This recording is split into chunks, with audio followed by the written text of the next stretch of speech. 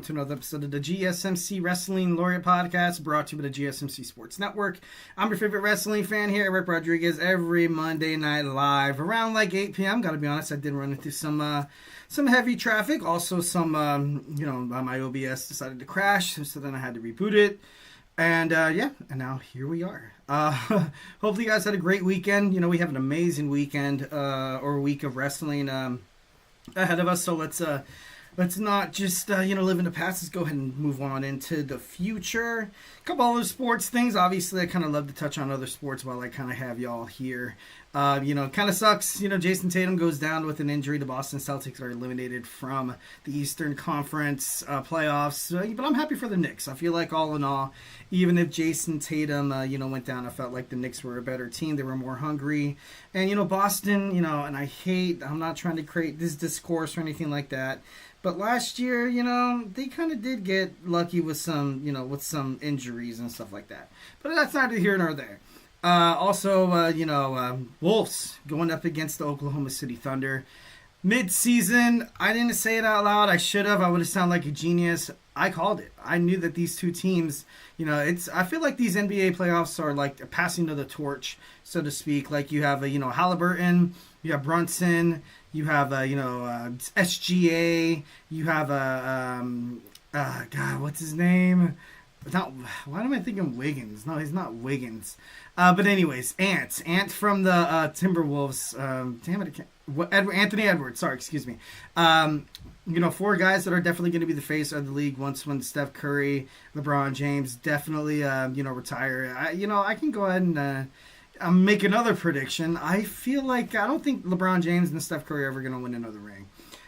Being honest, because with how young the NBA is rapidly becoming. Cooper Flag is going to be drafted by the Dallas Mavericks. And obviously Luka's team is now the Los Angeles Lakers, which is kind of crazy. But it's going to move on into some professional wrestling. We have a great show for you today all lined up. We're going to talk a little Smackdown. Talk a little bit about WWE Smackdown. Then we're going to get into some WWE NXT. Going to recap that. Going to preview NXT. I'm also going to talk about NXT Battleground. So this episode is definitely featured around what's happening over the weekend on Sunday. Sorry, excuse me. We have we have AEW and WWE going head to head. Should be interesting. Should be awesome. I definitely love it when AEW, when they do have PLEs. It's been a while since they've had their last PLE, so I'm looking forward to something. Just I don't know. Something crazy. Something crazy is going to happen. There's a couple storyline twists, maybe perhaps some debuts, which we're going to talk about in my fifth segment. Wrestlers that I feel like might debut or return on Double or Nothing. But without further ado, let's go and move on into our first segment. But before we get on into any of that, just want to remind you guys to go ahead and feel free to participate in that chat whenever you want. There's no such thing as a bad chat. This podcast is all about keeping the conversation going, making sure you guys feel like your voice is part of the mix. So don't be shy. Drop your thoughts inside that chat. And if you really want to make sure your comment, question, or concern gets noticed, why not use that super chat? Those super chats. Obviously, chatting is absolutely FREE free. Those super chats definitely help the podcast keep going, keep growing. Definitely helps us as the GSMC Sports Network, the little guy. Support the little guy. We definitely love bringing you guys awesome sports content that you guys consume on a day-to-day basis. And, that's our absolutely, that's what we want. That's what we want all in all, just to make sure, we're, putting sports out there, on a free network, just in case you don't have, YouTube TV. But then nowadays, like, streaming services are like the future. So, I don't think I really know anybody who has basic cable. Like, it's crazy. Like DirecTV, Dish, Spectrum. I remember when I used to pay like $250 a month for DirecTV. It was pretty pricey, but it was pretty cool during the NFL season. You get this NFL Sunday ticket, which nowadays I hate YouTube Sunday ticket. I have Sunday ticket from the NFL, and it's just not the same. Like, on the Sunday ticket on DirecTV, they had like 8 games going, which was pretty badass. And but then again, it was a little bit of a bittersweet moment because I would love to just fiddle back and forth with the cursor on the channel, on the channel changer on the remote, and just kind of be my own NFL Red Zone. And then I got YouTube TV, and then I got the NFL Sunday Ticket through YouTube TV, and then I actually watched NFL Red Zone. And I gotta be honest, I'm a huge fan of it. Like, it just totally, like, for me, it just, like, cut the middleman out, and I'm like, oh, okay, cool. Now I don't have to just, stress my fingers and just go stream from game to game. But no, and the guy on I forgot his name, damn it. Scott? No, it's not Scott. I'll look it up. The guy who does the Red Zone is actually pretty damn entertaining to watch. So, kudos to him. That'd be a dream job. That'd be pretty awesome. And once again, thank you guys so much for tuning into the podcast. Thank you in advance. We are super grateful for each and every one of you guys who joins us here daily on the GSMC Sports Network. Your support makes all the difference. So let's get this party started. Send in those super chats, those super stickers, because you guys are super awesome, and together we will make sure this is one of the best wrestling podcasts in the world. There's a lot of awesome wrestling streamers out there. If you don't know, obviously go out and check them out. They're pretty badass. I can't name any names because, no advertisement dollars. I'm just kidding. No, moving on. So yeah, let's go ahead and talk about some Smackdown. Smackdown right off the top of my head. Obviously this was the fallout of Backlash, which was, hindering. I didn't think it was that great. I didn't really like Backlash. Well, I liked Backlash because it's wrestling. But all in all, all the stuff that I thought was going to happen. I did not expect R-Truth to get involved, but I thought that was actually pretty cool in the main event. So SmackDown starts off, obviously. And then Solo Sikoa absolutely feeling insecure about Jacob Fatu. Then you look at a little bit about, JC Mateo stuck in the, obviously Jeff Cobb. He's in the middle of the ring. He's standing next to Solo. And it just, I don't know, for me, so far it doesn't look like it fits. You know what I mean? I feel like Solo Sikoa is like Eric Bischoff. And then you remember, 2 Minute Warning with Rosie? And I forgot the other guy's name. I just feel like he's kind of like he's that guy. Like, he doesn't necessarily have a storyline wrapped around him. He doesn't, he's never really introduced to the WWE universe. Just, Michael Cole being like, that's the hottest free agent in wrestling, Jeff Cobb. And I feel like he will feud with Jacob, which, ultimately I feel like will put him over the top a little bit. But I don't know. So far, first showing. His debut, he did what he had to do. Obviously helps Jacob retain the United States Championship at Backlash. But now it just seems like he's just kind of left, he seems like he's soulless. And Solo Sikoa, wanting Jacob Fatu to be like, oh, I want you to tell me you love me. It's like, I know this is a bad analogy, but a failing marriage, and you're like, oh, tell me you love me. Tell me there's a chance. Just kidding, no. No, and Solo Sikoa, man, he played it pretty well, though. He really honestly did play pretty well. I remember when he used to open his mouth once when he was part of the bloodline, I was like, dude, this guy can't really, cut a promo. But all in all, it was all right. Alexa Bliss qualifies in the women's Money in the Bank match, which was pretty badass. I definitely loved the chemistry between her and Mi Chen. And, I thought it was pretty awesome how she was able to pin Chelsea Green, which was pretty cool. Also, what's going to happen with the White Six? What's going on? I feel like at this point, it's already dead. And there were so many WWE superstars who were recently released, and now it just seems like, I was like, dude, why couldn't you just release the White Six? They're not really doing anything. You could have kept a couple of these superstars around. But I do love Bo Dallas. I do love what he's trying to do with, keeping his brother's memory alive with these characters that Bray ultimately created through the Firefly Funhouse. So, this really has to be good. When the White Six come back, it has to be really, no room for error. No room for error. They're on SmackDown right now. I doubt they stay on SmackDown. Being brutally honest, I really honestly doubt it. I feel like they do belong on Monday Night Raw. With the teasers and the promos and the darkness and the smoke coming out of the arena and stuff like that. It's, that's going to take time to set some stuff up. So, and SmackDown is going back to being a 2-hour show at the end of June or the beginning of June. I'm not too sure. Don't quote me on that. But I did read a report. On Monday Night Raw, I feel like right now it just seems like they, kind of belong. That would be better for them to kind of do so. I'm not too sure if there's going to be a WWE draft because Julia, the Beautiful Madness, was signed by SmackDown. Nick Aldis, revealed, in the locker room, and he was talking to Charlotte Flair about the Money in the Bank and stuff like that. So overall, this Wyatt Six thing, if it comes back, it has to be big. When I say big, I see Bo Dallas or Uncle Howdy.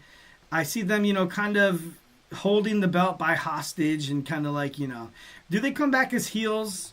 Maybe, maybe not. But then again, I doubt like you can kind of paint Bo Dallas as a heel, especially after everything he's been through with his brother. So, it just has to be really, really big. Fraxiom defeats DIY. I thought that was pretty badass. The Motor City Machine Guns come out to help a fallen Fraxiom after the defeat. Well, after the win, and then DIY got into it. I love Motor City Machine Guns. I definitely feel like they started this whole new revolution of tag team wrestling on SmackDown, and it's been great since then. Now we have a tag team title match next week with the Street Profits and Fraxiom, which should be pretty badass. They made sure to clarify that they are going to be 100%, which is cool. They look, they had the eye of the tiger, and they were absolutely they were pretty badass. I kind of like that. I'm a huge D'Angelo Dawkins fan. I'm even a bigger Montez Ford fan. I feel like Montez Ford is going to be a future WWE champion without a doubt, and I can't wait to see it. It's only a matter of time. The Miz interferes with the match between Carmelo Hayes and Aleister Black. The match was actually pretty badass. Really no complaints on that. The Miz getting involved, getting Black masked for I think the third or fourth time. So the Miz is having a pretty bad month here. But after the match, you had Aleister Black left beaten after the Nothing But Net by Carmelo Hayes. And I gotta be honest, I kind of like that. I felt like it was great for the fans. It was great for the WWE Universe to kind of see, okay, Aleister Black, he's back. He's been looking dominant, too dominant. He's human. He's being, he's taken out, obviously not really propelling into the WWE Championship picture.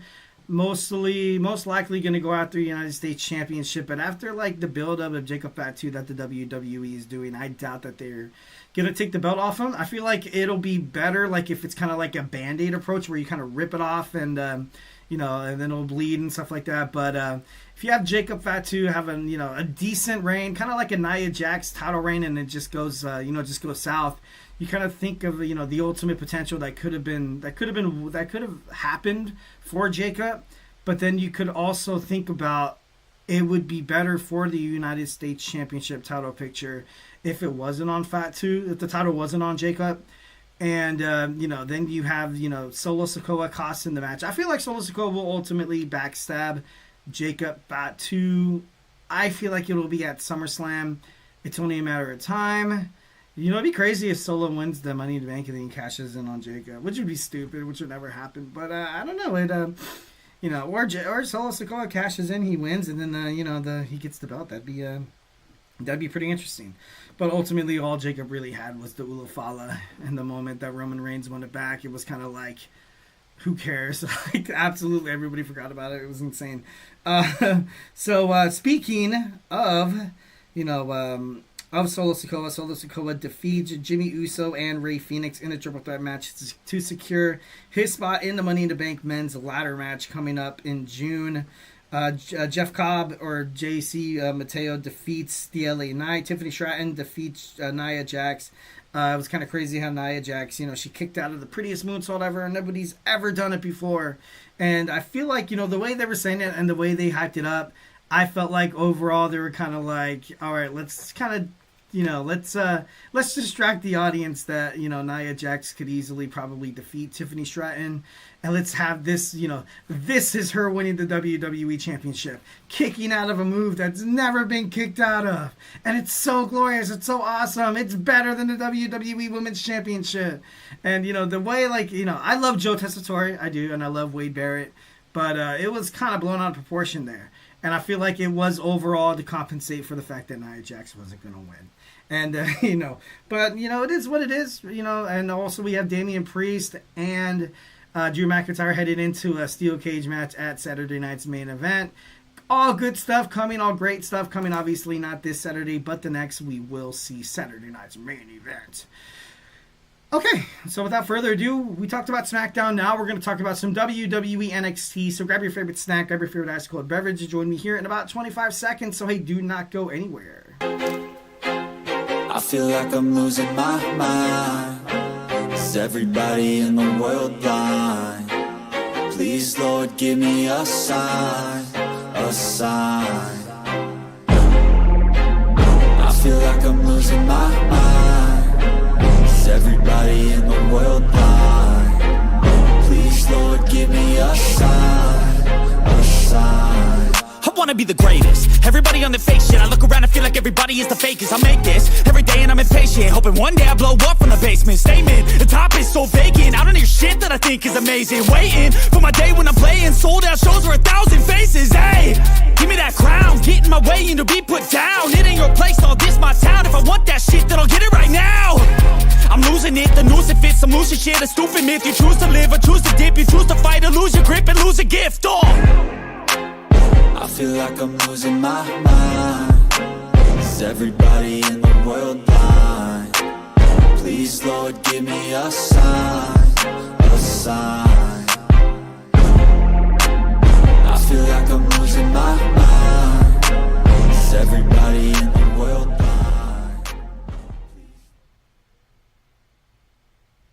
And we are back with the GSMC Wrestling Laureate Podcast, brought to you by the GSMC Sports Network. I'm your favorite wrestling fan here, Eric Rodriguez, every Monday night live on the GSMC Sports Network, the GSMC Podcasting Network, also streaming live on Twitch. So make sure you guys Superman punch that like and subscribe button to the show. Follow the show, follow the network, and your life will be 1,010% better. So we recently talked SmackDown. Now we're going to talk some NXT. But before we get on into any of that, obviously you guys already know, hit up that super chat. Throw us a bone, throw us some little bit of love. Obviously, you type any, chat or anything like that, it's going to be greatly appreciated nevertheless. But, these super chats obviously helps us keep the lights on all these amazing podcasts with these passionate, enthusiastic, charismatic podcasters who have one goal, who have one love in mind, and it's you, baby. It's you, baby. No, we just want to make sure you guys feel like all your sports daily needs are fully functional, are absolutely filled, because not a lot of people could afford, streaming services. And guess what? The GSMC Sports Network is absolutely free. So without a doubt, feel absolutely comfortable to, smash that like and subscribe button. This show is obviously all about keeping you guys inside the mix, making sure you guys feel like this is your podcast, not just my podcast. This is our wrestling podcast. So, don't be shy to drop your thoughts inside that chat. We are super grateful for each and every one of you guys who joins us here daily on the GSMC Sports Network, so your support makes all the difference. So let's keep this party going. We got NXT. We have, AEW left to talk about. We have, wrestlers who could debut and also return at Double or Nothing. So without, further ado, let's go ahead and talk about it. Let's talk about it. All right, first and foremost, we got WWE NXT recap. NXT obviously tomorrow, but it was actually pretty cool. It was, this, not the go home show before, but this was pretty action packed. First and foremost, we have Miles Borne of the No Quarter Catch Crew going into Battleground, winning that Battle Royal, which was pretty good. I thought it was pretty great. He's revealing that he's partially deaf. He's which affects his speech. A lot of people do see a young Randy Orton in Miles Borne, and I do see it 1,010%. He said like he was representing those fighting for people of who deal with biological. No, that's not the right word. I don't want to say the wrong thing and like sound like a total d-bag. Because of his disability, he can't live a normal life, and he says he's fighting for everybody who has to deal with that. There's some people who are fully functional, fully healthy. Well, then again, there's no such thing as fully functional or healthy anymore. But there's people without disabilities, diagnosed disabilities. Obviously, there's all underlying things like anxiety, depression, and stuff like that. There's OCD. there's people that like for them, for people who don't have a disability, it's so, they think life is so hard and they can't do this and that and the other. But like those who are fighting with disabilities, you got to be honest, like those guys are troopers. Those guys, they don't bat an eyelash at like, oh, the world feels sorry for me. I used to cover sports at my community college. We hosted the Special Olympics. And, it was, you see a lot in these athletes, like, they're just so happy to go out there and participate. And it was, it was heartwarming, very, very heartwarming. And definitely, you got to throw that respect. You got to throw that respect 1,010%. Because they're dealing with disabilities. I stubbed my toe on one of my kids' toys, and I'm like, my life is terrible. I'm just kidding, no. But yeah, no, those Legos definitely hurt. And, those, I'm just kidding, no. Moving on. But anyways, I'm definitely love Miles Borne. I love that he brought that up, that he was representing everybody who's dealing with a disability right now. And then Ethan Page comes out, challenges Borne for his shot. Obviously, he was unsuccessful. But, can we see Miles Borne become the new NXT World Champion? It's a possibility. I feel like it is a possibility. He has all the talent in the world. Like I said, a young Randy Orton. Obafemi, it feels like the heavyweight title picture on SmackDown is super dry.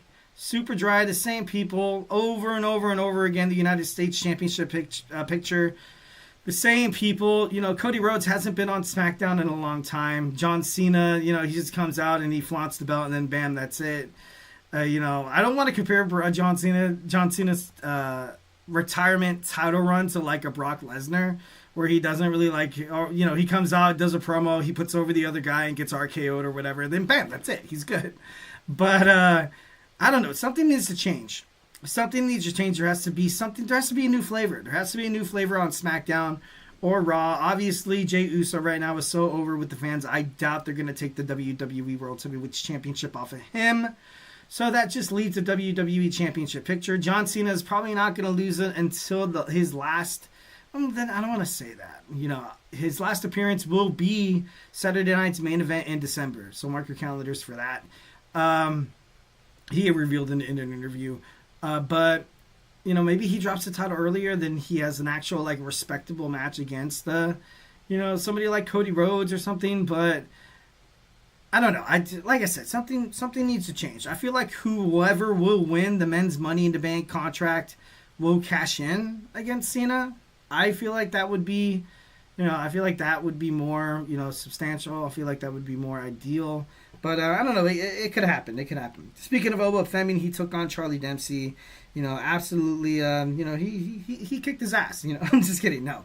But it was pretty cool. It was pretty cool. It was, like I said, Oba, high on Oba. Definitely love it. Next, we see Wesley take down Tony D'Angelo. Stacks obviously getting involved, talking about Rizzo in the safe house. Is everybody just going to turn their back on Tony D'Angelo? Maybe. I feel like he's accomplished everything in NXT so far. The only thing that makes sense is bringing, you have Luca Crustofino right now on Evolve. You have, I feel bad for Rizzo because I feel like if the family breaks up, she'll probably get released by WWE. Obviously, hey, knock on wood, hopefully that does not happen because she's pretty scrappy. But, and then Stacks, I don't know what's going on with Stacks. It'd be kind of cool if he's coming out as like a total heel. I feel like maybe he gets into a position where maybe he is involved with Dark State because Dark State right now seems like they are just a band of hooligans just attacking people. Not really necessarily having a storyline, kind of being a low-key retribution, which is, kind of bad, which is sad. Because there's a lot of young, talented wrestlers, like Lennox, on this, Dark State stable group. So I definitely hope the best for them. I feel like for them to kind of be, in the mix, in NXT, because I feel like they will ultimately take over after the WWE draft or the Superstar Shakeup. Is there even going to be a draft? It's crazy.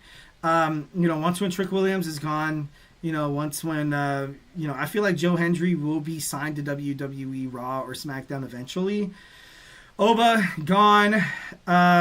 So then who's really, I feel like even Ricky Starks might get drafted or might, leave the North American Championship.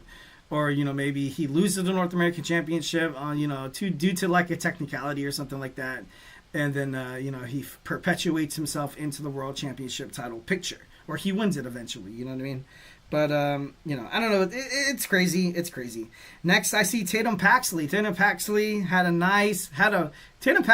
really good promo. She had a really good promo, 1,010%. She was seen backstage absolutely distraught. She lost Gigi Doling. She lost Shotzi to some bonk. To just some things that just doesn't make sense. Like a lot of these WWE superstars being released. And and you can tell that she's she was kind of channeling that emotion. I could definitely say 1,010% that there's got to be a little bit of realism in that promo. She looked absolutely heartbroken.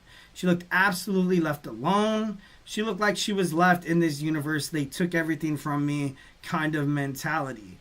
And, Tatum Paxley, I really hope that she's not going to be the next one to be released by WWE, because I feel like she gets opportunities and she does wrestle in some pretty damn good matches. So, all in all, I don't know what's going to happen next with Tatum. Maybe she finds a way to tag team with Alexa Bliss, coming and having like a little Twisted Bliss kind of thing, or maybe she finds her way into TNA. I feel like TNA will ultimately revamp the Knockouts, the Knockouts division. Obviously, you see Indy Hartwell, and I feel like they're going to create a mid-card title, which would be ideal with a lot of these young, talented women released by WWE. They go to TNA, but I don't know. It's still up in the air. Obviously, it's not really it sucks. I feel like it does suck. Stephanie Vaquera talks about, fighting Jordynne Grace, Fatal Influence, obviously coming about, saying they're going to take their title. And then, it's kind of cool to see Stephanie Vaquera kind of go out there and, state the obvious and kind of go out there and not be, like, so paranoid about coming out as a heel, where she was saying Jordynne Grace failed, and will fail again. I definitely loved how she said that. Like I said, Riley Osborne defeats Miles Borne defeats Ethan Page. I thought that was pretty badass. And then, we see the future of the North American Championship. Obviously, Shanti, the Adonis, Javon Evans. I feel like Evans will be the next one to hold it. Then you saw Stax, once again in a promo saying that he wants to end the D'Angelo family. Thea Hill takes on Tatum Paxley. And, Paxley, it's kind of crazy. And then she, obviously getting disqualified didn't really work out. Then we saw the TNA Championship signing. I feel like Trick Williams is heading toward a heel role. I feel like it's about time. He says he's bigger than TNA, and he says there's no pathway back. Joe Hendry, kind of said it beautifully. He said, if you lose the TNA Championship, your chance to win it from me, there's no path to the NXT Championship, which means he's going to get drafted to Raw or SmackDown or picked up. So it just makes sense. So then we have the main event. We have Fatal Influence taking on Jordynne Grace and Stephanie Vaquera. And, great match. All in all, I feel like all the women were super talented inside the match. It honestly did what it had to do to kind of build up more of a wedge between Grace and Stephanie Vaquera. So all in all, great NXT. Can't wait to talk about what is happening next. We have WWE NXT. I'm going to preview this next episode tomorrow. Then we're also going to get into some Battleground predictions. So, don't miss it. Grab your favorite snack, grab your favorite ice cold beverage, and join me here in about 20 seconds. So, hey, do not go absolutely anywhere. Looking for your daily fix of sports talk without having to pay for it? GSMC Sports Network is available on YouTube. Just search GSMC Sports Network. Get your fix of daily sports talk shows on YouTube, absolutely free. NFL, college football, NBA, MLB, MMA, UFC, fantasy football, and so much more. GSMC Sports Network has shows running all day long, with new sports shows starting every 2 hours. Just like on your favorite cable sports channel, except GSMC Sports Network is absolutely free. Just search GSMC Sports Network on YouTube to catch one of your new favorite shows, like the GSMC College Football Podcast, Chip Shot Football Podcast, Hoops and Heels Women's Sports Podcast, GSMC Basketball Podcast, and so many more. Check it out for yourself. GSMC Sports Network, now available on YouTube absolutely free. Search GSMC Sports Network on YouTube right now.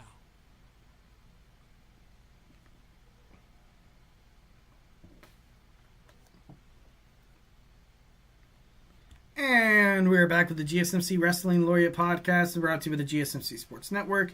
I'm your favorite wrestling fan here, Eric Rodriguez, every Monday night live on the GSMC Sports Network, the GSMC Podcasting Network, streaming on Twitch, on YouTube. So make sure you guys Superman punch that like and subscribe button to the show. Follow the network here at the GSMC Sports Network. We do love a lot of peace, love, and positivity, but make sure you guys absolutely 1,010% participate in the chats. Sound off in the comments section once when these videos are published. Make sure you guys keep track and also share your opinions on the shorts that we share through YouTube. So make sure you guys, like I said, subscribing to the GSMC Sports Network will leave you guys fully satisfied in terms of your sports fix that you guys need on a day-to-day basis. And guess what? It's absolutely FREE free, and we do respond to our fans 1,010%. Know that this isn't a wacky Twitter post. This isn't an Instagram bully. This is, if you comment on something, we're going to talk to you guys. We're not like those, we stayed to the ground, guys. We are down to earth. We definitely know that without you guys, we are absolutely nothing. So, without further ado, let's go ahead and talk about some NXT preview. Obviously, like I said, hit up that tips and donations link. Help us keep the GSMC Sports Network alive, and it could be single-handedly on your shoulders. No, I'm just kidding. That's too much. But anyways, oh my God, look at that jumbled lettering. There we go. We have WWE NXT preview, so let's go ahead and dig on into that. First and foremost, we have Keilani Jordan taking on Zarya. I feel like the winner of this will take on Solo Sikoa for that NXT Women's North American Championship. And I feel like this could definitely go either way. Either Keilani Jordan wins, and then we get former best friends, the inaugural winner, and the fourth North American champion going at it, which would be pretty badass. Or we finally get to see Zarya in that single spot, where she will hold the North American Championship. And I feel like, the way she was built up before she came to WWE, you kind of thought she was going to end up holding a women's singles title. I honestly couldn't depict her, and I couldn't predict the fact that she was going to, fall to the Solo Sikoa side. Not to be like a sidekick, because I feel like that ultimately demeans her. But kind of being like basically not in the main event title picture, which is crazy because, the build up to Zarya, it was like, this girl's going to be such a badass. And, it hasn't really, kind of lived up to the hype. I know right now Shawn Michaels is taking care of, Vicaire, had Julia, had Grace. And, and as soon as you have three of those girls, probably, Roxanne Perez, obviously, as well, you have all of NXT women. I feel like about 4 or 5 of NXT women will be drafted to WWE, which would be great, which would be absolutely something that they desperately need, especially on SmackDown. On Raw right now, I feel like the women's division on Raw and SmackDown, being brutally honest, nothing against Mi Chin on SmackDown, nothing against Chelsea Green, nothing against B-Fab. I love B-Fab. I feel like she should have got more of an opportunity. Charlotte Flair, Alexa Bliss, she's finally here, thank God, finally. And then on Raw, you have Becky Lynch. Finally, she's here. Lyra Valkyrie single-handedly trying to hold up the women's division. And Ivy Nile giving opportunities after opportunities only to be kind of laughed at. Dakota Kai, looking like she could be the face of the WWE Women's Intercontinental Championship picture. Every match against Lyra, she came so damn close. Oh, she's going to get another shot. Guess what? No, she's gone. We're going to let her go. Sorry, we're going to let you go. No, but, and... so like I said, this could definitely go both, either one of, both ways. But, I would like to see Zarya in that, singles title picture. Josh Briggs taking on Shawn Spears. Shawn Spears with probably one of the shortest NXT North American Championship reigns, which is kind of sad because I did love Perfect 10 Ty Dillinger, dude. I'm just kidding. I think he's married to Peyton Royce. Lucky bastard. I'm just kidding. No, moving on. But Josh Briggs, I love Josh Briggs. I really honestly I didn't want to see him and Indy Mora break up. I would rather see them hold the NXT tag team titles other than Hank and Tank. Hank and Tank, they're cool. They're kind of like a 3.0, 4.0, 5.0, like a Nasty Boys kind of thing. Where they're not afraid to jump off the top rope here and there. They're doing flips off the back. I feel like one of them, the way they wrestle, it's kind of hectic. It's a little ruthless. It's it's a little careless, being honest. So if one of them actually gets injured, I'm going to be obviously not granting injury on anybody here. Never doing that with the podcast. But if it does happen, they could definitely drop the titles to somebody like Briggs and anymore. But anymore, I heard, is going back to, Japan Wrestling. So, it is what it is. But I feel like Shawn Spears has to, keep building up that momentum to maybe becoming a singles champion again.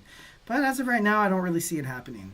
We got Ricky Saints. I always want to call him Ricky Starks because it just fits so damn well. The men's North American champion is taking on, in a triple threat match, Javon Evans and Ashanti the Adonis. Who's going to win? I feel like this match will end in... this is going to be in the main event. This will... Yeah, you know what? Yeah, this will be the main event. I feel like this will be... No, because then you do have the Trick Williams' rap performance and, Joe Hendry's concert, which is pretty badass. But I feel like this match will end in disqualification, forcing these three to go at it, and going at it in more of a professional kind of Javon Evans, Ashanti. No, one second. I think I might be reading this wrong. Actually, is that Battleground I'm thinking of? Oh, but anyways, okay. So we have Ashanti the Adonis, Javon Evans, and Shawn Legacy of WWE Evolve. Sorry, apologies.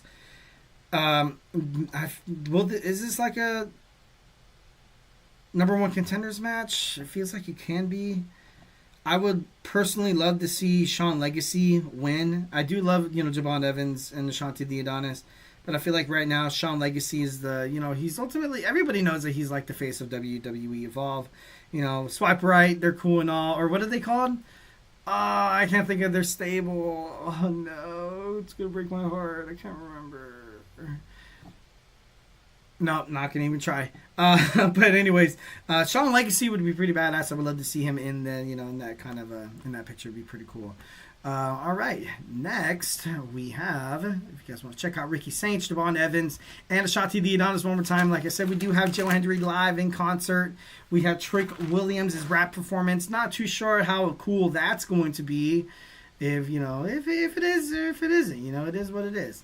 But we have NXT Battleground. We're going to talk about NXT Battleground. Obviously, we do have the Go Home show tomorrow happening. Like I said, there could be Shawn Legacy taking on Ricky Saints for that NXT North American Championship. Which seems a little, right for me. I feel like that would be best, but that's just, like I said. But we got Tony D'Angelo and Stacks finally going at it, getting their hands on each other. This is going to be absolutely epic. It's going to be great. Like I said before, we have NXT going head to head with AEW's Double or Nothing. So, you could expect some fireworks. You can expect, them kind of pushing the envelope a little bit to try to maybe ensure viewers. But then again, I don't feel like, I feel like they could... they could definitely not lose viewers, but it's like, if you can give some viewers, throw a bone to AEW here and there, which would be pretty badass. But Tony D'Angelo taking on Stacks. I want to see Stacks win. I do. He has to establish himself. Like I said before on a couple of podcasts, that I feel like ultimately Stacks, he just keeps getting pushed down and down and down, and he loses matches, and he just doesn't really look like he can hold his own. So this would be interesting. This would be an absolute interesting, if anybody's going to put over Stacks, it's going to be, Tony D'Angelo in this match. And I feel like there will be a betrayal. I feel like it will be a betrayal. Like I said, if Tony D'Angelo was going to be pushed to WWE Smackdown or Raw, he had to stay with the family. This storyline would have never came into fruition if that wasn't a possibility. So I feel like Cristofino, Rizzo will turn their back on Tony D'Angelo, and it's safer with Stacks. So I feel like that definitely could happen. Next, we have for the TNA Championship, we got Trick Willie going up against Joe Hendry, the international wrestling sensation that is Joe. This match is pretty important to Trick Williams. And, they had a promo about it last Tuesday, and Joe Hendry said, hey, honestly, if you lose this chance against me, you have no pathway to the NXT Championship. So, with this new partnership with TNA and NXT, maybe we can see Trick Williams win, maybe, and he could be the face of TNA, which would be pretty cool. If Joe Hendry's contract was up in TNA, and it's not yet. At the end of this year, yes, and he will be taken care of. He's going to be the first TNA star to be drafted to the WWE. I guarantee it. Guarantee it, 1,010%. Obviously, excluding, Jordan Grace from, TNA knockouts and the little, the crossovers and stuff like that. Like, it's going to be actually, like, official. Like, they're going to have a draft about it with the number one pick, the Monday Night Raw is going to pick, Joe Hendry, and then, bam, that's how it's going to be. But, Trick Williams, he could be the face of TNA. This is not a shocker.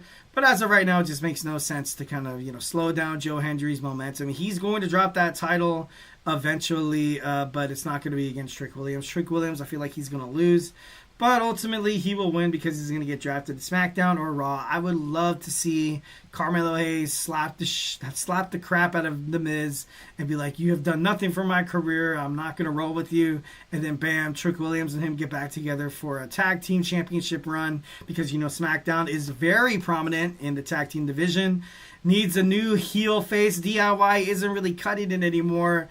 Bam, here comes Trick Williams and Carmelo Hayes for those WWE Tag Team Championships, which would be pretty badass. Stephanie Vaquera takes on Jordan Grace. Like I said, Stephanie right now, she's on the precipice. She might get drafted. I don't think WWE would have introduced the idea of her coming to Monday Night Raw to help Io Sky if that wasn't really a possibility, or take on Io Sky. You saw the beautiful Madness Julia get signed to SmackDown, which is kind of crazy because you saw Julia cause a bunch of harm, a bunch of ruckus on Raw, and then she gets randomly signed to SmackDown. I'm like, okay, so the whole future of her, Io Sky and Rhea Ripley, like, that's just gone. But Stephanie Vaquera, I would love to see, I don't know if she just looks red, she could be on Monday Night Raw. And she drops the title to, someone like Jordan Grace. She's held the TNA women's knockouts division. She's held it up for that long as that champion, and she's done super well. You're going to start seeing a lot of new, fresh faces in NXT in the women's division because that's what they do best. It would definitely be ideal if you kind of see Stephanie Vaquera drop the belt here, Like I said, if and only if they, if WWE plans to draft her. But as of right now, this is going to be one hell of a match. Probably the match of the night, being brutally honest. This could possibly be one of the most shocking moments in WWE NXT history. Miles Borne of the No Quarter Catch Crew going up against the ruler of NXT. Oba Femi for that NXT World Heavyweight Championship. This is tricky because Oba Femi did such a great job with the North American Championship. Ever since becoming the NXT World Heavyweight Championship, I feel like a lot of people were just betting on him to lose. They were just waiting on that moment where they're like, "Oh, I knew this. This is exactly what's gonna happen." And, then he gets drafted to Raw or SmackDown, which they need a big heavyweight guy like Oba on the scene. You had something big with Gunther on WWE Raw, and, he won the WWE World Heavyweight Championship with the snap of the finger. Bam, just like that. You have John Cena, eventually lose. You have Oba Femi come into, SmackDown and, kind of be in that heavyweight championship picture. So that just leaves Miles Borne winning at Battleground. It could happen. It's definitely not no. I feel like he will lose basically on the, just based on the jealousy of Charlie Dempsey. You've seen it being teased through, on episodes of NXT. So it wouldn't really surprise me if that's what happens. And then Miles Borne, I was so close. I was going to win, but... and then Charlie Dempsey's like, you're not ready yet, you're not this and that and the other. Then they get into like a little heated argument, and then they eventually end up breaking up the No Quarter Catch Crew. And then, bam, that's that. But if Miles Borne loses this match, it's not going to be on a clean pin. I know that for a fact. You're going to see Charlie Dempsey get involved because they've been teasing it, and it would just make absolutely no sense. Or it's going to be one of those... oh, I tried to help you, mate, but, then I screwed you over. Like, Charlie Dempsey's going to find a way to try to help Osborne, or more, Borne. Damn it, I always want to keep calling him Osborne. That's what causes me to be like, oh, Osborne, but, no, but ultimately I feel like, Charlie Dempsey's going to do something dirty, man. He is the son of William Regal, so, just letting you guys all know that. So those are all the matches so far. There's obviously, like I said, we do have the go-home show before NXT Battleground. I feel like we're going to get a Women's North American and a Men's Championship match. Soruka, I would love to see Soruka go head-to-head with Kaylani Jordan. And like I said before, they're going to fight. Tomorrow night on NXT, probably for that right. Soruka is already the speed champion, so I feel like they're kind of, whoever's going to fight her at Battleground will ultimately get the win. Zarya using that championship match to get to, propel herself into the main event singles card in women's wrestling in NXT.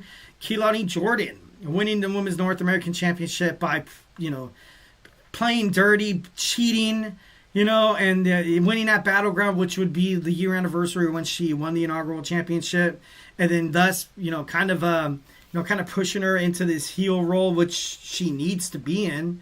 Especially, like I said, you have a lot of these young, talented NXT women's superstars getting drafted or going to SmackDown or Raw. You need just a face. You need someone who's going to piss somebody off. And Kaylani Jordan, the ultimate, sweetheart of WWE NXT. She goes bad. She turns heel and has a nice, long Women's North American Championship title run. And it's just, it's awesome. It's magical. And it can happen. So, bet your ass that at Battleground, whoever's going to fight Soruka, then, if they win or if they lose, that's what's going to define them within the next, within the next year of how they're going to be, ultimately viewed from fans in the WWE universe and all of wrestling. Like I said, I feel like Ricky Saints will, fight Shawn Legacy for that Men's North American Championship match, for that title at Battleground. I feel like it needs to happen, and definitely 10% needs to happen. And then you see Shawn Legacy picking up a shocking victory, and Ricky Saints, he has so many enemies right now, lingering around the corner. What's who's going to turn their back on Ricky Saints? And then that causes Ricky Saints. He's not going to lose cleanly. There's going to be some kind of a little bit of a wedge, and then then Ricky Saints would. I doubt he gets brought up to the SmackDown or Raw roster. I doubt it. I feel like this will ultimately kind of, steer his way into him being a future NXT Men's World Heavyweight Champion. Like I said, it could happen. I could look like a total idiot right now, but as of right now, I feel like pretty confident with those predictions. Obviously, let me know how you guys feel in the comments section. Sound off on those comments, and we can talk about it. Next, we have AEW Double or Nothing predictions happening once again, going head-to-head with NXT Battleground on Sunday, May 25th. So don't go anywhere. Grab your favorite snack, grab your favorite ice-cold beverage, and we will be back to talk about AEW Double or Nothing. So, hey, stay tuned.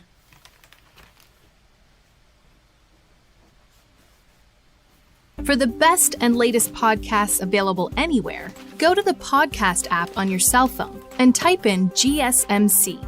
To access free content-rich podcasts on health and wellness, book reviews, sports, entertainment, relationships, social media, movies, technology, finance, and even weird news. Subscribe and download the GSMC Podcast Network's family of shows, available everywhere podcasts are found.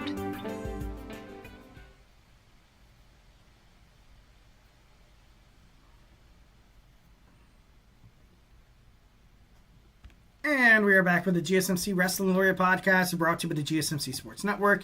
I'm your favorite wrestling fan here, Eric Rodriguez, every Monday night live on the GSMC Sports Network, the GSMC Podcasting Network, streaming on YouTube, also on Twitch. So make sure you guys, Superman punch that and like and subscribe button to the show. Follow the show, follow the network here, the GSMC Sports Network. We do love a lot of peace, love, and positivity. But of course, in terms of talking sports, it's inevitable. There's going to be some criticisms. There's going to be some disagreements, but, we definitely, encourage you guys to comment, chat. Anyways, give me a shout out where you're listening from. Give me your thoughts on basically anything that we're talking about here. And yeah, we can just have a lot of fun on this podcast. All right, without further ado, we have AEW Double or Nothing. Last Double or Nothing was pretty badass. I definitely, I loved it. I thought it was great. I love AEW PLEs. I think they definitely save it for like when the lights shine brightest. And sometimes, people hate it, but at the same time, you hate it, but you love it. And then Tony Khan, he definitely circles. He just surrounds himself with a lot of wrestling publicity with a lot of his PLEs. So I definitely hope this one's going to be a badass one. You've seen them move to smaller arenas on Dynamite and Collision, and you've seen it pay off. Now you kind of see it fills up, and now you kind of see whenever... you see it whenever they actually are in an arena where there's like concourses and stuff like that. You kind of see them full a little bit. Maybe you kind of had to take AEW away a little bit. But it's like, oh, guess what? Sold out. It's open, but you can't come. Well, hey, I used to buy AEW Dynamite tickets for like $25. What the hell? And then now, sometimes, you gotta be told no. Ultimately, they kind of, you're never going to get it. You know what I mean? Like, that's gonna help your business. You know what I mean? Why do strip clubs get made, so much money? It's because, no one could I'm just kidding. No, moving on. Bad analogy. But without further ado, we have AEW Double or Nothing, which is going to be an absolute banger after banger. So let's start off with the Owen Hart Cup Finals match with the men's tournament. The Aerial Assassin Will Ospreay takes on Hangman Adam Page for the right to challenge Jon Moxley for that AEW World Heavyweight Championship at All in Texas. I don't know why whenever I think Texas, I think about Cowboy, Hangman Adam Page. Hangman Adam Page has to win this match. He has to. It would make no sense of what AEW is ultimately trying to build up if, he's the inaugural champion. Will Ospreay has had success without the AEW World Heavyweight Championship, and that will continue. Obviously, leaving the Don Callis family, kind of creating a little bit of buzz around him, and everything that's happening. Him saying that WWE wrestling bores him, saying that Triple H only got the job because he was banging the boss's daughter, and becoming the AEW International Champion. So I feel like Will Ospreay's good. I feel like right now, he's good. Doesn't really need the World Heavyweight Championship around his waist. Page does. Hangman Adam Page desperately needs to become the AEW World Heavyweight Champion at All In. Other than that, why did we get that little somber, I was so upset and I got mad and I was wrong and I was attacking friends and, it was, okay, dude, yeah, we get it. Trying to perpetuate yourself into the babyface category. And, okay, that's what's going to happen. There's only be one person to take the title off of Moxley. And whoever wins this match will be the person to do so. I feel like maybe Darby should have been the answer, should have been that wild card, but of course then you had the much anticipated TNA signing Josh Alexander, the Weapon, just only to lose to Hangman Adam Page. The moment Hangman Adam Page beat that wild card, I kind of knew that it was over. And I was like, okay, so now we have Hangman Adam Page. I'm not crapping on Hangman. Inside the ring, he's great. His promos, they're good. He gets very, very emotional. He gets very, I could sense, the charismatic and the enthusiasm within his voice. He cares deeply about AEW and where it lands from here to like 5 years, 10 years down the line. You guys got to remember that AEW started like in 2018. It's only like 7 years old. This is like young history. This is like when you think about WWE, you think about WWF, you think about the WWF, you think about NWA, you think about all the territories and stuff like that. These guys are literally, they started 7 years ago. Hangman Adam Page was the inaugural champion. A lot of people have the misconception that they look at AEW like WWE, that it's already had a long and standing history of shocks and betrayals and shocking title runs and new titles. Yeah. But they just started. They're just getting started. So having someone like Hangman Adam Page win the championship once again, it's a possibility. It's a possibility 1,010%, and it could definitely happen. And at this point, I kind of hope it does happen. Like I said, I don't hate Hangman. I don't. I just kind of wish the Owen Hart Cup wasn't that obvious. But, it is what it is. Mercedes Moné takes on Jamie Hayter with the Women's Owen Hart Cup tournament final. Mercedes Moné recently getting a taste of defeat. But I don't think she's going to win this match. I feel like Jamie Hayter once again will rise to the top, but Toni Storm's so damn good. I honestly don't think anybody could hold that AEW Women's World Championship other than Toni Storm, being brutally honest. But Mercedes Moné, if she really is going to be the tippity top dog in AEW Women's Wrestling, she's going to win this match. Jamie Hayter, obviously, ultimate underdog right now. Ultimate, definitely. 1,010%, no doubt. Does she deserve her more than Mercedes Moné? I feel like she does. She defeats Mercedes Moné because there's not a title on the line, and it's kind of like, not an exhibition match, but it's for the right to face Toni Storm. Or Toni Storm, most likely, or, she might drop it, the title to Hayter. But if Mercedes Moné wins at All In Texas, I gotta be honest, I can see a lot of fans getting a little upset. And like I said, not just me whatsoever. This girl's 4 belts Moné. She doesn't need another championship run. She doesn't even need for the next, I would say like 2 years. 2 years. She doesn't need an AEW Women's World Championship run.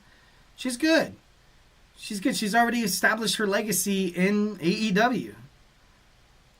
So it would be no surprise to me if JB Hayter picks this one off. And I hope she does. I would prefer it. That's just my opinion, obviously. Next, we have Nigel McGuinness teaming up with Daniel Garcia, taking on FTR with Stokely hiding in the winks. I feel like FTR needs to establish themselves as a legitimate tag team.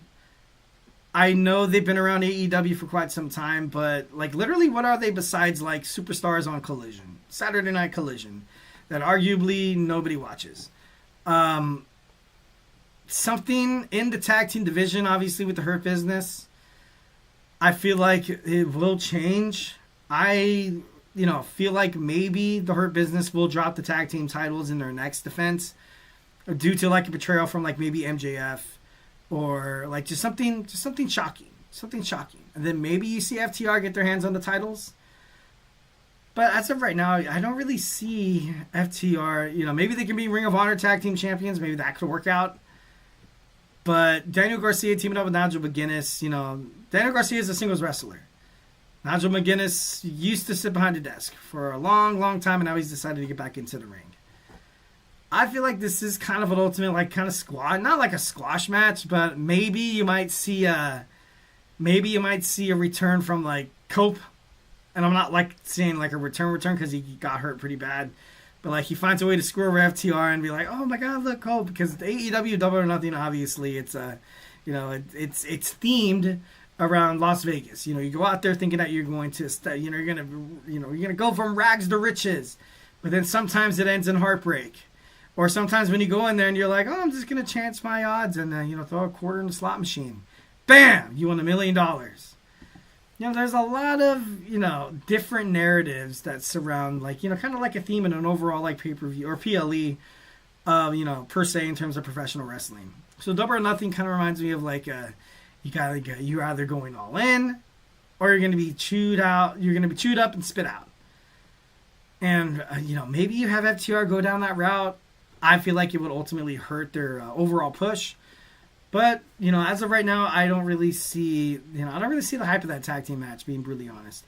Mark Briscoe, this is a match that does excite me. I'm a huge Raw Mark Briscoe fan. I'm a huge Ricochet fan. This match is going to be dope. It's going to be a stretchers match. Mark Briscoe, oh my God. He's the man. He is the man. I miss watching the conglomeration go together. I love that Kyle O'Reilly, Roderick Strong, and Adam Cole got back together. That's cool. Undisputed Kingdom, Undisputed Era 2.0. But Mark Briscoe is so awesome. He's he's just one of the best wrestlers I've ever watched. He's great on the mic. He's entertaining as hell. Going head-to-head with somebody like Ricochet. Ricochet desperately needs something different. This heel thing, I gotta be honest, doesn't really seem like it's working out for him. I feel like he just looks stupid. I feel like he looks like a spoiled, bratty kid. Like I said, he's taunting his opponents. He has glasses. He has a backwards hat. He looks like a damn teenager in the locker room, making fun of some other kid, for painting his nails or something. Just something silly, something stupid like that. And with the golden scissors is constantly happening where he's I hated Ricochet in WWE because I felt like WWE overlooked his talent.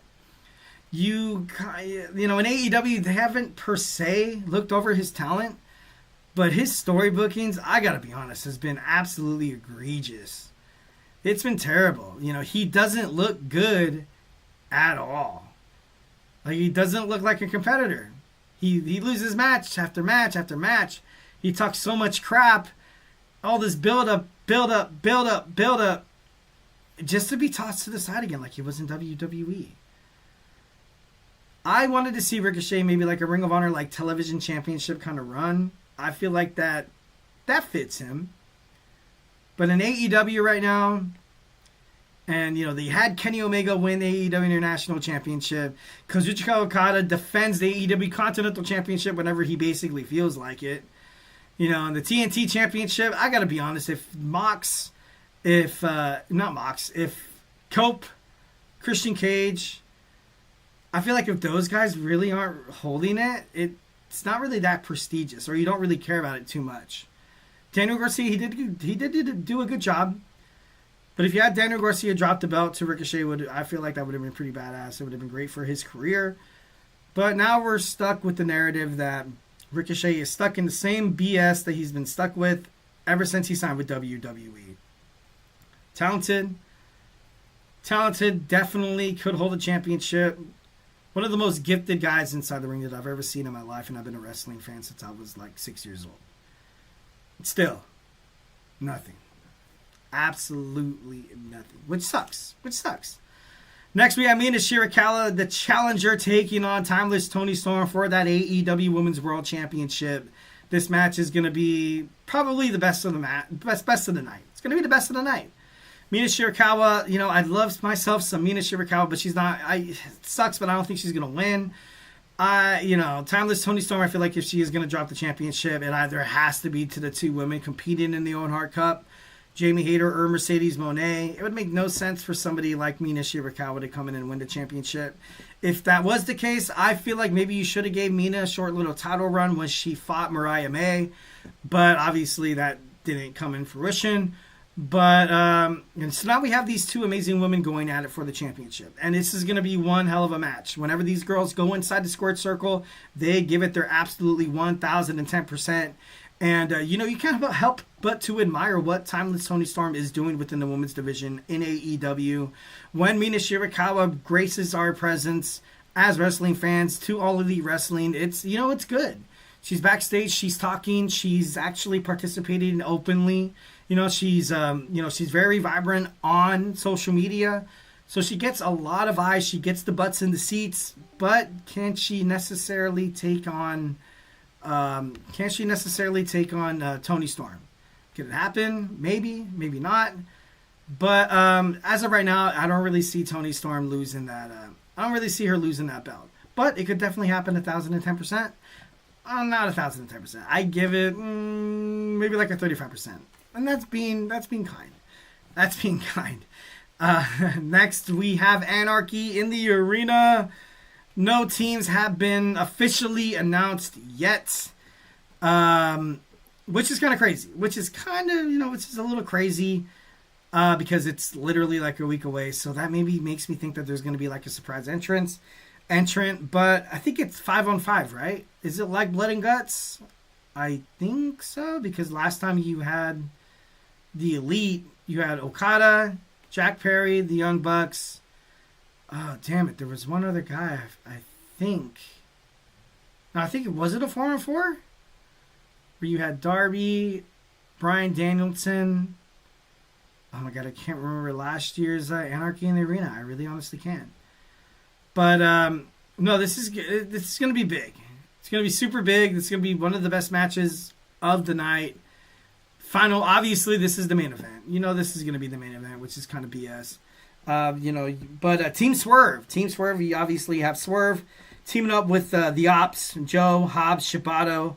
And I guess they said Marina Shafir is going to be on Moxley's team. So, which makes you think that we will see Willow Nightingale, which is pretty badass. I would love to see that. You know, her and Shafir going at it because those girls don't give two Fs. You're gonna see some girl blood, which is pretty badass. But you know, Team Moxley, obviously the Young Bucks, Claudio Castagnoli, and and Moxley. If they add another fifth guy, maybe you have somebody join. You know, I know Omega or Okada isn't doing anything as of this moment, so maybe you might have Omega join Team Swerve, and then you have Okada join the Young Bucks, and and the Death Riders. So that could possibly be it. That could definitely happen. But as of right now, and Powerhouse Hobbs too. Maybe you see Hook get involved, which would be pretty badass. But right now, like I said, they're still up in the air. We still have one more episode of AEW Dynamite and Collision to decide anything. But all in all, I love AEW's PLEs. Definitely super hyped, super stoked. Can't wait for it. So, you can make sure you guys check it out. I would pay for it. It's good it's a good $50 well spent. Other than that, join someone's stream along or watch party, which actually I did that for the first time last AEW PLE, and it was actually pretty cool. It was fun. All right. Without further ado, we have our fifth and final segment. We have shocking debuts and returns possibly that could happen at AEW Double or Nothing. So grab your favorite snack, grab your favorite ice cold beverage, and join me here in about 25 seconds. So hey, do not go absolutely anywhere.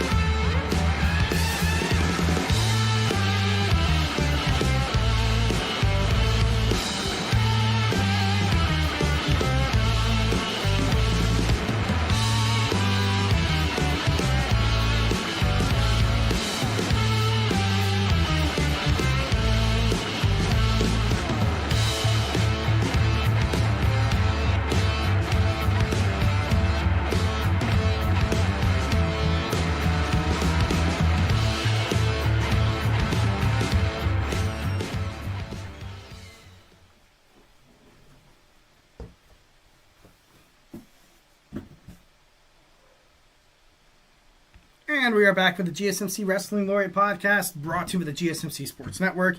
I'm your favorite wrestling fan here, Eric Rodriguez, every Monday night live to talk about some good old-fashioned professional wrestling. So without further ado, we have our fifth final segment. We're going to talk about some possible shocking debuts and returns at AEW Double or Nothing. So obviously send me in the chat if you think somebody is going to return. So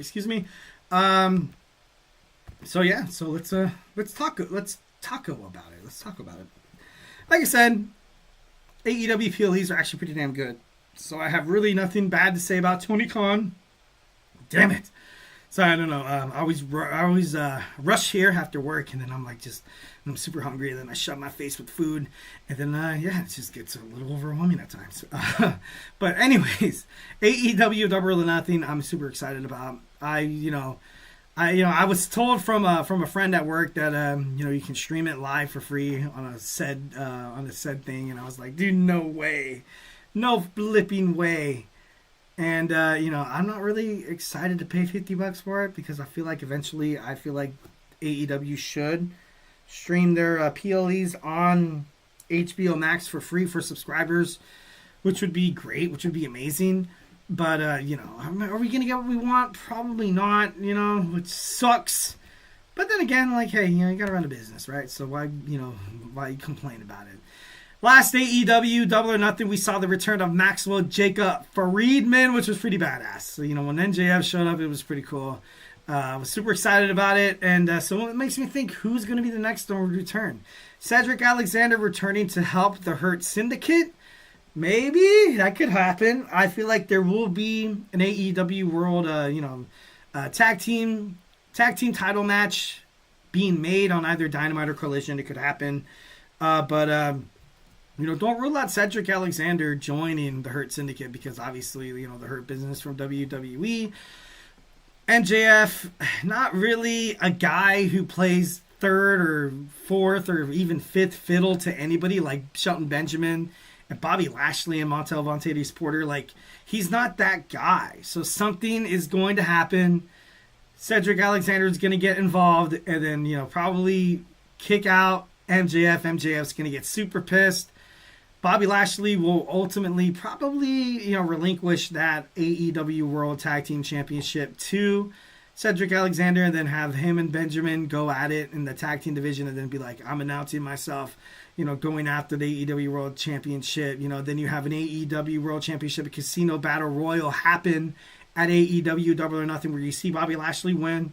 You see the final, you see MJF. You see either MJF and Bobby Lashley, the last two guys in the ring, and then they go at it, and then bam, Bobby Lashley picks up the dub. But this just makes sense. This honestly just makes sense. 1,010% for Cedric Alexander recently getting released from WWE. When I saw that happening, I thought right off the bat, Hurt Syndicate. There's nowhere else he belongs. There's nowhere else he could possibly be to further his career unless it was with MVP Shelton Benjamin and the almighty Bobby Lashley. So, kind of a no-brainer there.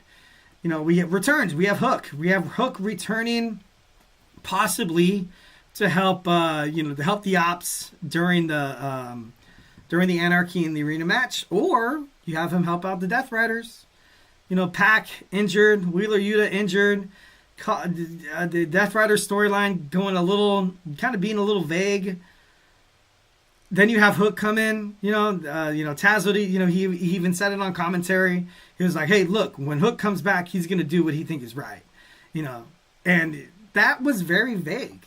What he said there was very vague. Obviously his son, no surprise there, and he could possibly come back and join the Death Riders, which I feel like if Hook joins the Death Riders, it would absolutely revamp them 1,010%, which would be pretty badass for both the Death Riders and the cold-hearted, handsome Devil Hook.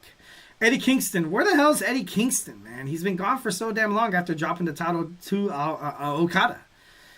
I haven't really been around the independent circuits that much to kind of be like, I'm a huge fan or a watcher of Eddie Kingston, but he's been within wrestling for so damn long. It wouldn't be surprised if he finds his way into into AEW Double or Nothing, either confront maybe Kenny Omega or Okada for a chance at one of those titles, which would be pretty badass.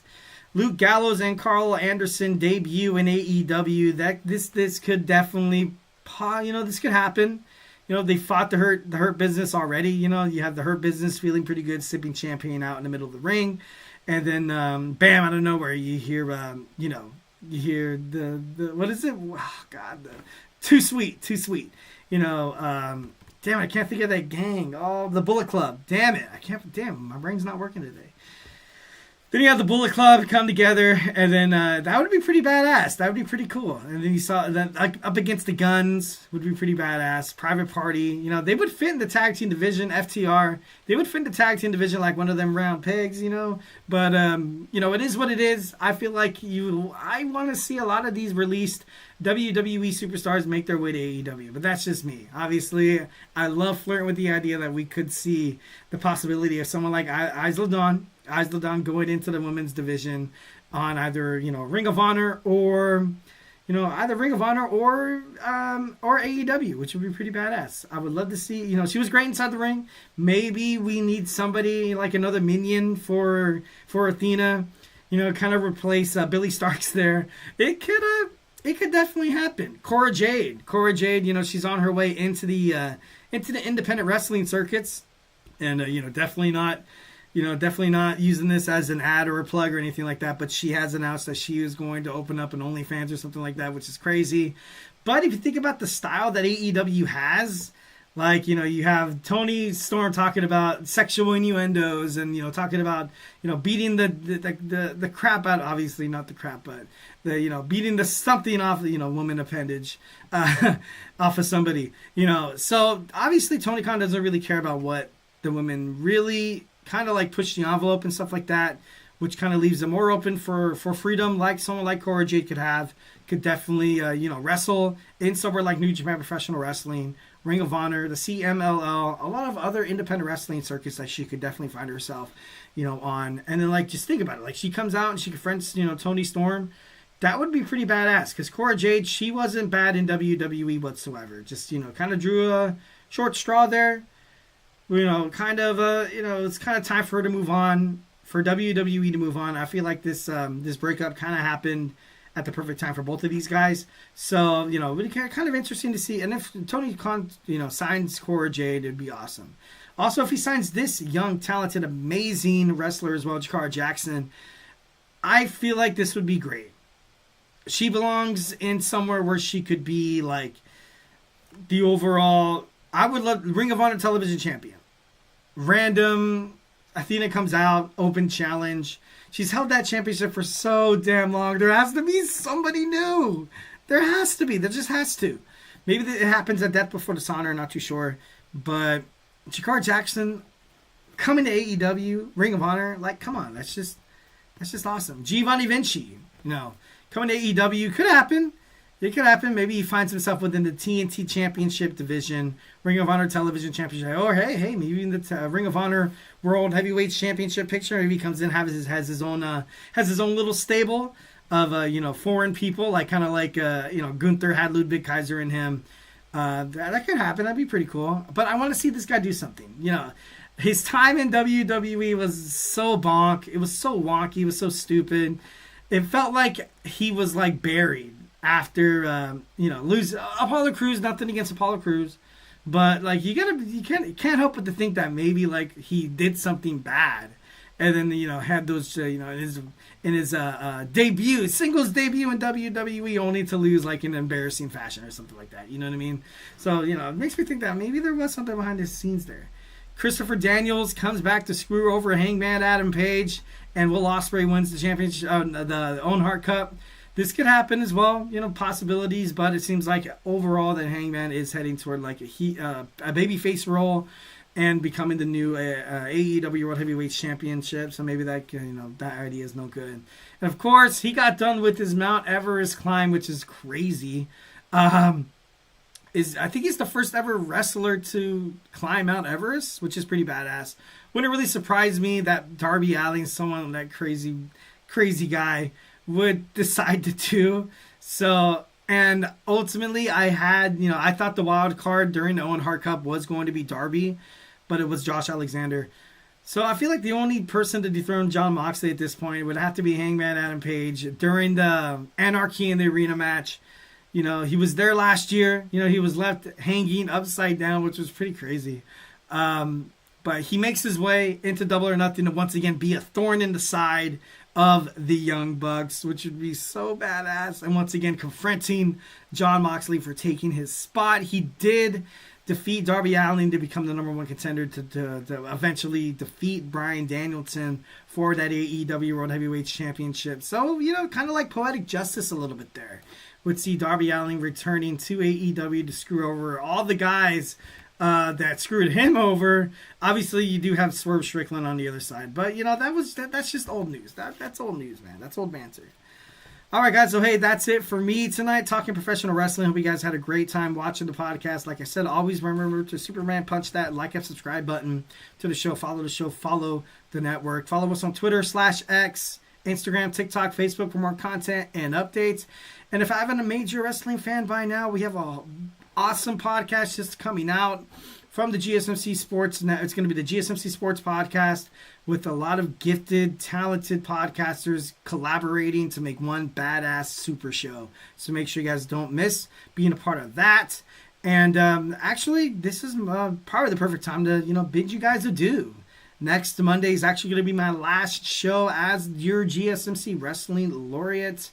Last time saying that I am your favorite wrestling fan. We'll see if we can make it one of the best shows. Maybe I'll ask my CEO if I can make it like a 2-hour, 3-hour show. No, I doubt it. But it is what it is. Definitely going to be finding my way into the sports, entertainment industry, probably hosting a podcast separately. So, definitely, my name, Eric Rodriguez. If you ever want to, be like, hey, whatever happened to that guy?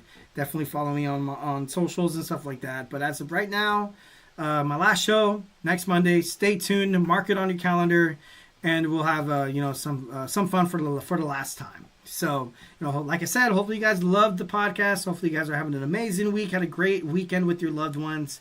Stay beautiful, but of course, and most importantly, as always, love you. Mm-hmm. Mm-hmm. Mm-hmm. Let's go. I wake up to a little bit of drool on my pillow, feel like it's gonna be a bad day. Yeah, I'm tired of shit, and the coffee ain't hit yet, damn, ain't that great. I don't wanna go to